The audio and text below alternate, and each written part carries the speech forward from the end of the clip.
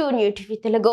కాంతారా సినిమాలోని దైవ నృత్యం సన్నివేశాన్ని అనుకరించి తీవ్ర విమర్శల పాలిన బాలీవుడ్ నటుడు రణ్వీర్ సింగ్ వెనక్కి తగ్గారు. సోషల్ మీడియాలో వెల్లువెత్తిన ఆగ్రహంతో ఆయన క్షమాపణలు తెలిపారు.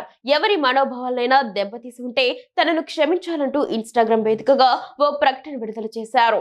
గోవాలో నవంబర్ 30న జరిగిన అంతర్జాతీయ ఫిల్మ్ ఫెస్టివల్ ఆఫ్ ఇండియా ముగింపు వేడుకల్లో ఈ ఘటన చోటు చేసుకుంది.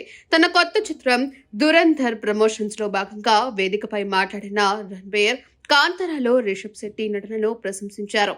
ఆ తర్వాత దైవం ఆవహించిన సన్నివేశాన్ని అనుకరించారు. అయితే బూట్లు ధరించి ఆ పవిత్రమైన నృత్యాన్ని అనుకరించటం, దైవాన్ని ఆడదెయ్యం అని సంబోధించటంపై తీవ్ర వ్యతిరేకత వ్యక్తమైంది.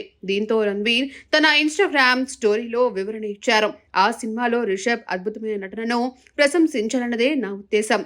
ఒక నటుడిగా ఆ సన్నివేశంలో నటించడానికి ఎంత కష్టపడతారో నాకు తెలుసు. మన దేశంలోని ప్రతి సంస్కృతి, సాంప్రదాయం, నమ్మకాన్ని నేను గౌరవిస్తాను. నా వల్ల ఎవరైనా బాధపడి ఉంటే మనస్ఫూర్తిగా క్షమాపణలు కోరుతున్నాను అని పేర్కొన్నారు.